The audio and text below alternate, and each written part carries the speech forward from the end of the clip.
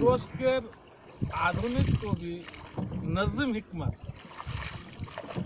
কবিতাটা আবৃত্তি করছি।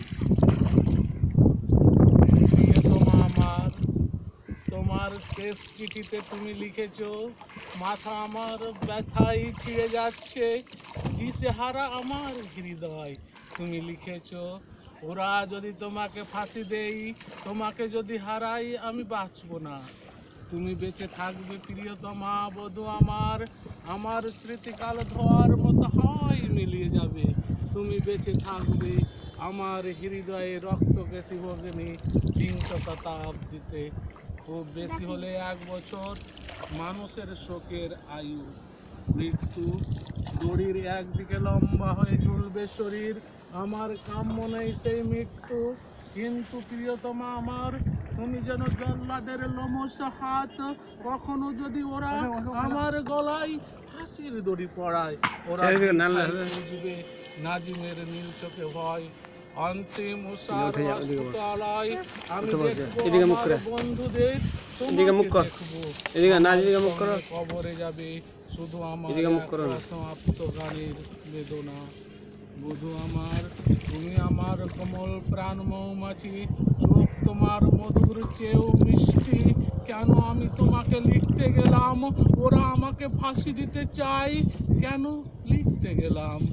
বিচার সবে মাত্র শুরু, আর মানুষের মন রুটা তো বোটার ফুলে নয় যে ইচ্ছে করলেই ছিঁড়ে নেবে। এখনই ও নিয়ে ভেবো না, ও সব অনেক দূরের ভাবনা। হাতে যদি টাকা থাকে আমার জন্য কিনে পাঠিও গরম একটা পাজামা। পায়ে আমার বাদ ধরেছে, ভুলে যেও না স্বামী যার জেলখানায়, তার মনে যেন সর্বদা ফুর্তি থাকে। বাতাস আসে বাতাস যায়, ছেড়ে একই ডাল একই ঝড়ে দুবার দোলে না। গাছে গাছে পাখির কাকুলি দানাগুলো উঠতে চায়, জানলাটা বন্ধ, টান মেরে খুলতে হবে।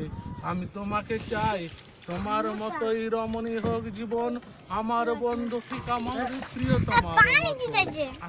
আমি জানি একদিন হবে জানু হয়েছে মাটির দিকে, উজ্জ্বল নীল ফুলের মন্দিরিত শাখার দিকে আমি তাকিয়ে। তুমি যেন বসন্ত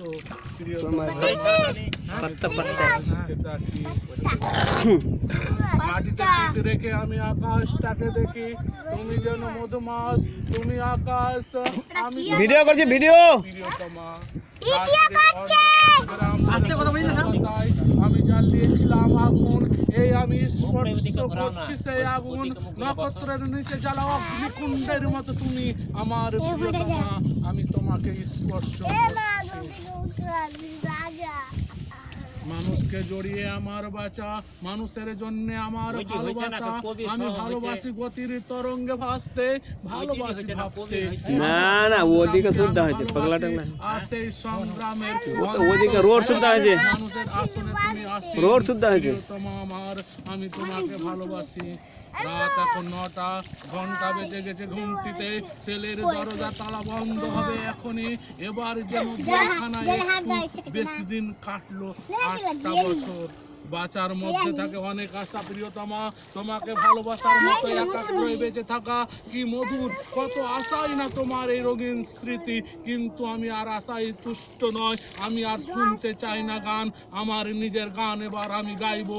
আমাদের রোগা ছেলেটা এখনো বিছানায়, বাপ তার জেলখানায়। তোমার ভারাক্রান্ত মাথাটা ক্লান্ত, হাতের উপর যেন এলানো।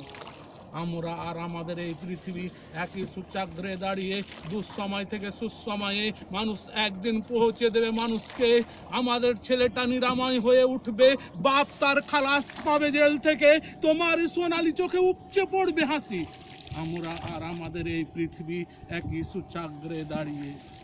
যে সমুদ্র সবচেয়ে বেশি সুন্দর, আজ আমরা তা দেখিনি। সবচেয়ে সুন্দর শিশু আজ হয়ে উঠেনি। আমাদের সবচেয়ে সুন্দর দিনগুলো আজ আমরা তা পাইনি। মধুরতম যে কথাটি আমি তোমাকে বলতে চাই আজও আমার বলা হয়নি। কাল রাত্রে আমি তোমাকে স্বপ্নে দেখলাম, মাথা উঁচু করে ধূসর চোখ তুলে তুমি আছো আমার দিকে তাকিয়ে, তোমার আর্দ্র ওষ্ঠাধর কম্পমান, কিন্তু কই তোমার কণ্ঠস্বর তো শুনতে পেলাম না। কৃষ্ণপক্ষ রাত্রে কোথাও আনন্দ সংবাদের মতো ঘড়ির টিক টিক আওয়াজ, বাতাসে গুনগুন করছে মহাকাল। আমার ক্যানারি লাল খাঁচায় গানের একটা কলি, লাঙ্গল চষা ভুঁয়েতে মাটির বুক পুড়ে উৎকট অঙ্কুরের দুরন্ত কলরব, আর এক মহিমান্বিত জনতার বজ্র কণ্ঠে উচ্চারিত ন্যায্য অধিকার। তোমার আর্দ্র ওষ্ঠাধর কম্পমান, কিন্তু কই তোমার কণ্ঠস্বর তো শুনতে পেলাম না।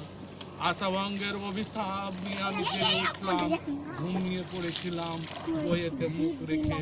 অতগুলো কণ্ঠস্বরের মধ্যে তোমার স্বরকে আমি শুনতে পাইনি। আই পড়ে পড়ে এই বাস শেষ। ধন্যবাদ।